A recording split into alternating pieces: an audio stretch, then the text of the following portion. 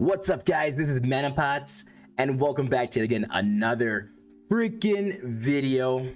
Today we're going over indie MMO that I just found out about like 3 weeks ago, man, called Scars of Honor, truly free to play MMORPG. And Mana, why are you so hyped for this? I mean, this looks like, you know, I'm about to tell you why I'm hyped for this, all right? Don't worry. So strap yourselves in. Let's hit that intro. Go get your snacks. Go get your drinks. We're going to talk about Scars of Honor.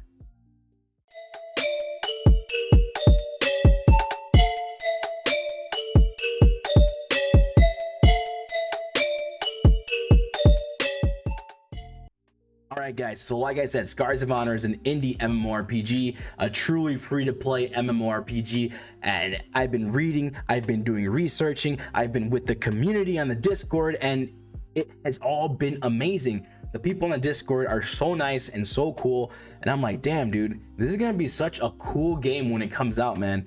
And I'm like, I first looked at it on Facebook, and everybody's like, why do you want to play a WoW clone? WoW clone this, WoW clone. Okay, I'll admit, it looks a bit like World of Warcraft. I love World of Warcraft though, right? So it goes right down my alley. It's gonna be nice. But basically, let's go ahead, and we're on their website right now. As you can see, the guys running through. We're gonna go ahead and look at the games. They have 2 factions. So we're gonna go over the factions, over this stuff. So let's go ahead and click on this right now. First faction we're gonna go over is the Sacred Order. Basically, the Sacred Order, I would say, is the Alliance. Basically, you're gonna see me combine and talk a lot about World of Warcraft and Scars of Honor. And the reason why is for people that play World of Warcraft, they can have a comparison and see, oh, this is pretty cool. Okay, so let's go ahead and read this faction story. After the fall of Whitestone City and the devastating losses suffered by the humans, great actions were necessary. An urgent need for a hero needed to be found in their darkest hour. King Venwin led his people away from White's Garden and assembled the prosperous White Song City. His great diplomatic skills managed to gather invaluable allies for the humans. King Venwin was able to present the upcoming danger to the great craftsmen, the dwarves from Thorsgard, to the nature-loving, unmatched assassins, and wisest of all, the High Elves from Lunadel. Before the end of his long reign, King Venwin stood before Elven and Dwarven kings in favor of the Baron, brute, fierce, and feral beings, which by time proved Venwin's trust.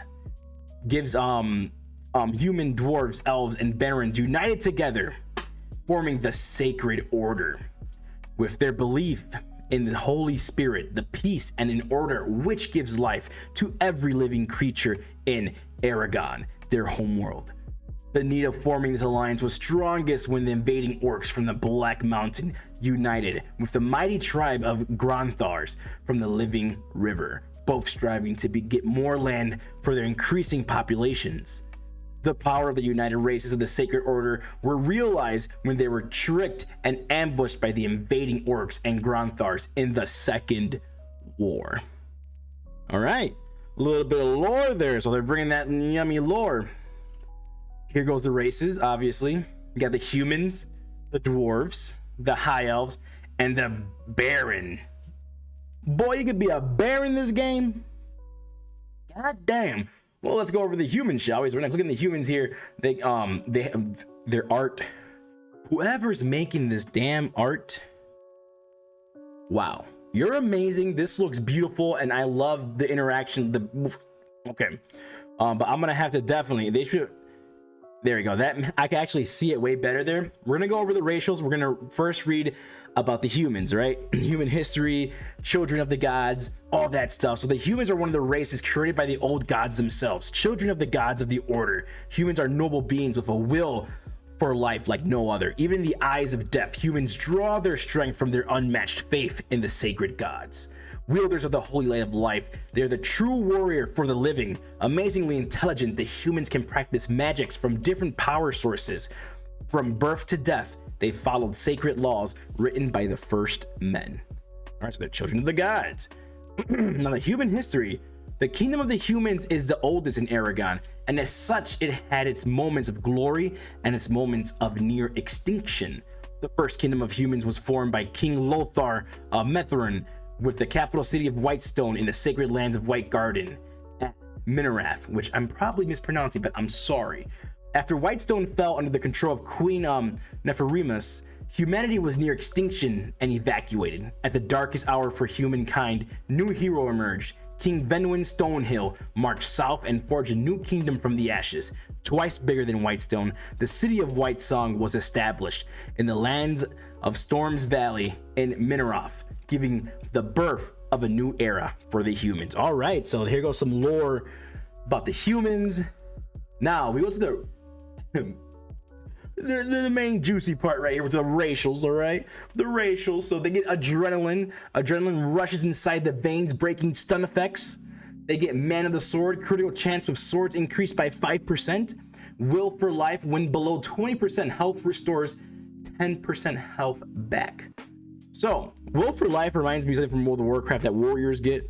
You know, when they're low, they get their health back. I forgot it's called Second Wind or some shit like that, which is pretty cool. So they do this game is going to be focusing both on PvE and PvP, which I made sure to go ahead and talk to the devs.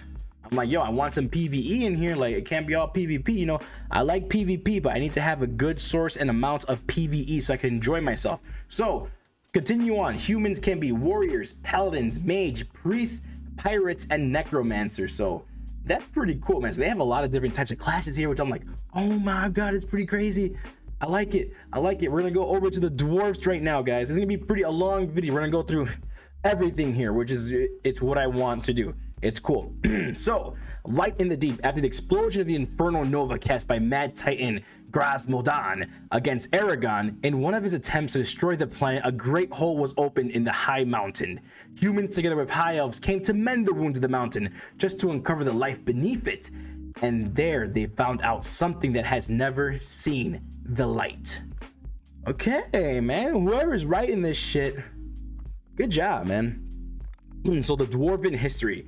The dwarves were nothing close to what we know them today. They were beings great in number, small in size, human-like, but weak and nearly blind.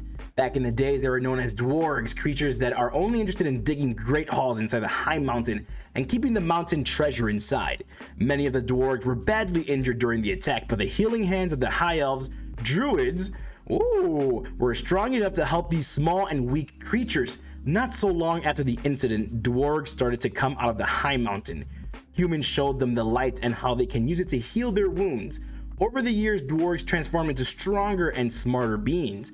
The dwarves, using the teachings from the humans, the dwarves become devout servants of the light, not forgetting the skills of their ancestors, making them the greatest blacksmiths in the whole of Redragon, with unmatched crafting and trading skills, a race that will fight to preserve their riches at all cost.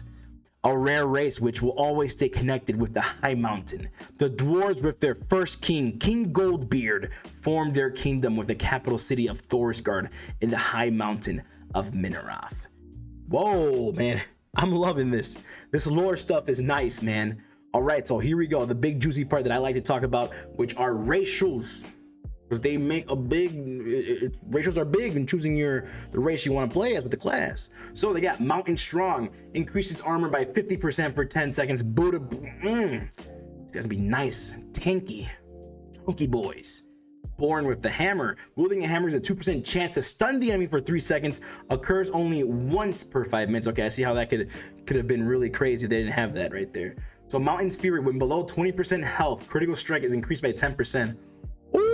Berserkers, oh my god, they're like thinking, I'm thinking about freaking Warhammer with the Berserkers. The lower your health is, the more freaking damage you do. Hell yeah. So the available classes: Warrior, Paladin, Druid, Priest, Ranger, and Pirate.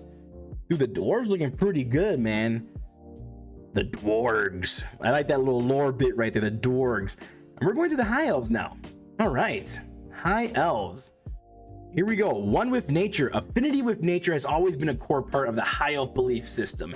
They use the trees and plants as resources to fuel their magic and are skilled in the art of stealth. Being able to blend into their surroundings from a young age, the High Elf are trained to wield deadly ranged weapons forged from the very trees that they reside in. All right, and then we're going to High Elf history now. So after the first war, half of the survivors looking for another source of purpose in the life decided to abandon their initial cause and travel together with the humans to Minaroth. They headed to the ancient moon forest where they became one with nature, renouncing the infernal fire and accepting the moon of the light as their source of life. The moon goddess Elvin gave them the blessing of immortality and wisdom. From then on, they were known as elves, masters with the arrow, skilled assassins, and the greatest druid healers. Elves with the first queen, Queen Elisindra, formed their kingdom with the capital Lunadel in the moon forest of...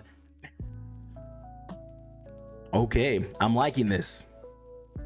All right, and then like I said, the most important part are the racials.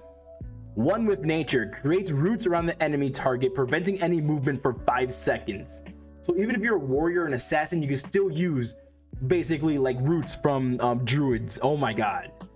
Master of arrows, critical chance of bows increased by 5%, but can rangers only use bows? Or can a warrior have a bow on there too? Or an assassin have a bow as well? That's what we gotta figure out too. I don't know that yet. And Blessing of the White Stag regenerates 20% health to a friendly target over 10 seconds. These are gonna be really supporty and cool characters. So you can root someone. Oh my god, he's about to kill my friend. Root the person, have your friend run away, pop him up with the Blessing of the White Stag and get him 20% health over 10 seconds, boy. Man, like... They could be a warrior, assassin, priest, ranger, or a druid. Yo, this is crazy, man. Like, I'm just thinking right now, like, of all the possibilities that can happen. All right, the Baron now. There's something really crazy here. All right, unstoppable force. The Barons are the third and last children of Aragon, large, powerful, proud, and fierce predators. Once challenged, only death itself can stop these brute beings among everything. They praise the good food and the long sleep. Fools are those who try to stop a Baron from his meal or interrupt his sleep. Why would you want to stop this guy from his sleep? Like, look at him, bro. Why? So the Baron history. In the beginning, the Baron's race was spread wide and presented only by single nature wildlings. Years have passed and the Barons faced the intelligent and prosperous race of the humans who were constantly eating food, often several times a day. The humans were not a big and fearful race, but had a way to live a more fulfilled life than the Barons. The connection with the human race caused several wild Barons to learn the power of the speech. This was the turning point for the Barons, who could now communicate with the other races of Aragon. Oh man, among the Barons, one was truly wise, strong, and respected by all the Barons, humans, dwarves, and even the elves, Chieftain Ursan. Chieftain Ursan is the current leader of the Barons race and a respected member of the High Council in the Union of the Sacred Order. So, you know, you're gonna be playing as a freaking bear, guys. Come on. So Racial's Tooth and Claw reduces enemy armor by 10% for 5 seconds. Other Barons can apply additional stacks. You're gonna be running in a damn raid party of Barons and using this damn Tooth and Claw. I feel sorry for whoever gets in their way. Hibernation while sleeping restores 1% health every 3 seconds. So what? When you kill someone, you just go to sleep, like /sleep or something, and it works. Hide of Stone empowers your skin, reducing damage done to you by 20%. So the Barons and the Dwarves can both be nice tanks. Like legit, be cool. An available class is Warrior, Paladin, Druid, Ranger, and Pirate. Okay, I see you. We're gonna go over to Domination right now, which basically is like the Horde. The Domination, you see it here. Let's get to it. Let's read the faction story. And you guys already know we're gonna go ahead and read over the races and everything. So the Orcish leader Ingrim traveled north to the Cursed Land, seeking allies that can help him in his war against the forces of the Sacred Order. There in the lands once owned by the humans, he found the undead people of Gravestone, willing to provide Ingrim with their soldiers only if he honors them as any other living being in Aragon. Ingrim, together with the undead queen Nefermis, I mispronounced that, I'm sorry, decided to search for more land and allies. They traveled by oceans, heading to the continent of Gromdor. Thereby landing, they saw their true enemy, the humans having a war with the unknown race for the orcs and the undead. The Infernal Demons immediately, the orcs and undead rush into battle, helping the Infernal Demons win the battle and send the humans back to the continent from where they came from. Amazed by the skill in combat which orcs and undead had shown, the Infernal Demons made a vow to Ingrim that they will follow him in life and the afterlife as long as he and his people acknowledge the magical power of the Infernal Demons. This was the first time the sacred orders were truly dominated on the battlefield. Ingram and the other leaders realized their power they possessed all together. The Domination was formed, a pact that was signed with blood of the race leaders. No one can break the vows given that day. Orcs, Undead, Grandstars, and the Infernal Demons united took their place in the lands of Redragon. Yo! So basically, the Domination, they just want to be accepted, bro. Like the Undead just wants to be accepted as any other living being. The freaking Infernal Demons just want to be accepted for their damn power, their magical powers. Like, what the heck, dude? Let's go ahead and go over the Undead, guys. Holy macaroni, this looks cool. Oh my god. Okay, so serving no one, the Undead are dead humans which refuse to allow their soul to be reborn into another human who would have lived only to serve the old gods again. They force the old gods to bring a curse upon them, the curse of the rotting flesh and immortality, so they will live forever in their rotting bodies, to be never accepted by their friends and family. All right, Undead history. The castaways from humanity, the Undead numbers grow larger with every refused soul. Because of their growing ranks, they formed their own community, distinct from the humans. They proudly declared themselves as the Undead. They chose Queen Nepherimus to be their leader as they saw her strong will and her fight for justice. She led the Undead against the ones who denied them, the humans, and spread a plague inside Whitestone before attacking the city to make the ranks of the Undead bigger, capturing Whitestone and converting it to Gravestone, the capital city of the Undead. The once sacred White Garden of Minarath is now known as the Dead Swamps, ruled by Lady Nepherimus. The Undead first joined the Domination when the Orcish leader Ingram regarded them as a living race of Redragon. I'm loving how this is all tying together and really good. I'm liking the lore. All right, let's go ahead and head into the racials, which is something that we always want to talk about here. Undead racial traits, guys. Dead man walking puts your foe in trembling fear for 6 seconds. Any damage breaks the effect. It's like a fear. I love it. Nightwalker, critical chance at nighttime increased by 5%. They're gonna have day and night cycles in this game. Let's go. Curse of the Grave. Blast your enemy with 36 shadow damage and drains 1% from their health every second for 5 seconds. Ooh. I'm liking these ratios here. So available classes are Warrior, Witch, Necromancer, Mage, Priest, and Pirate. Okay, Undead, I'm liking this. That's cool. Going over to the Orcs now.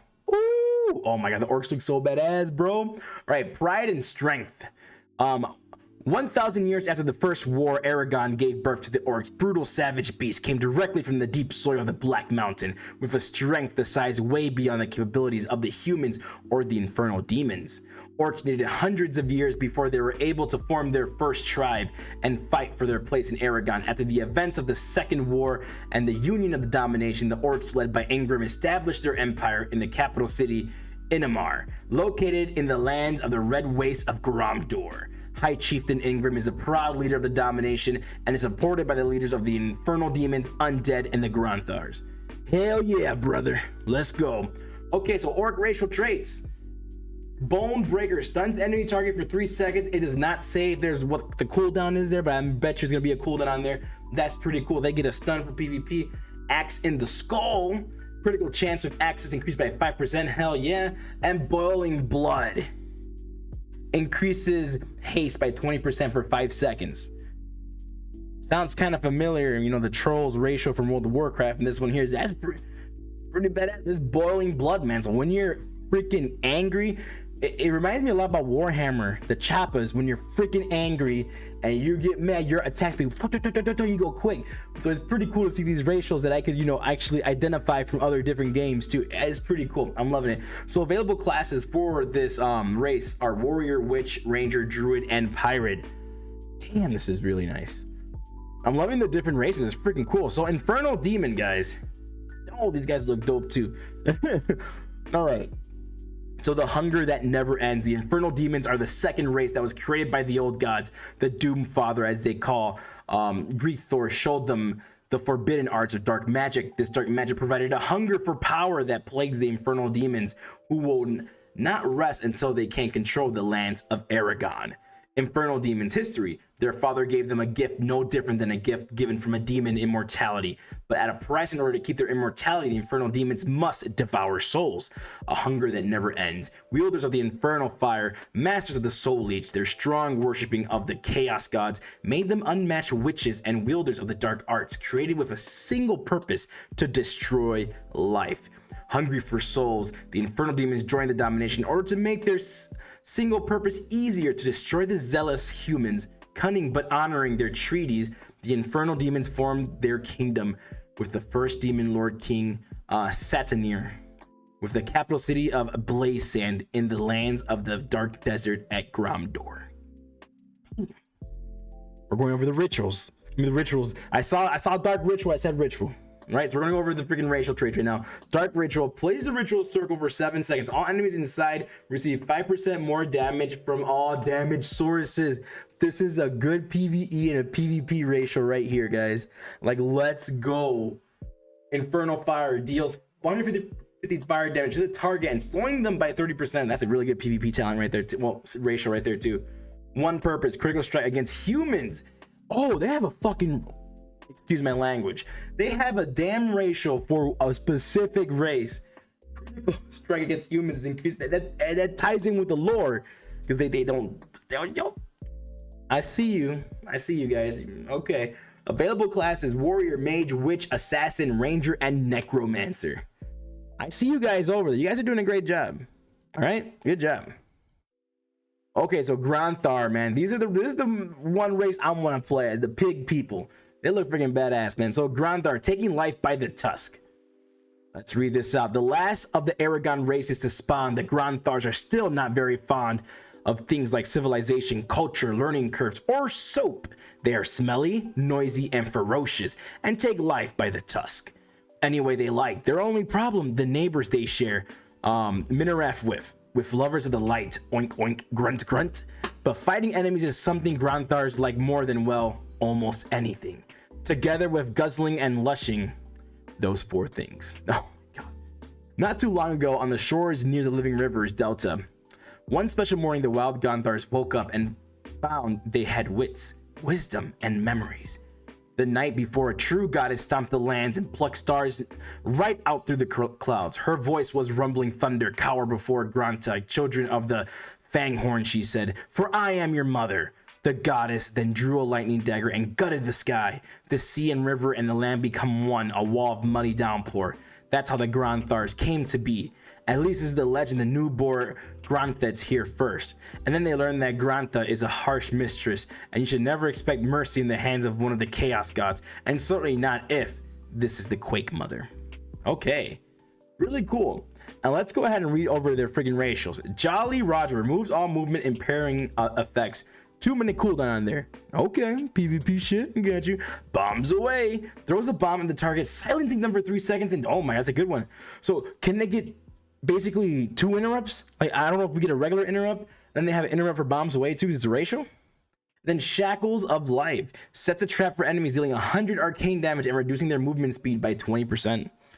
All right, so these guys only have 4 classes: Pirate, Range, Warrior, Druid.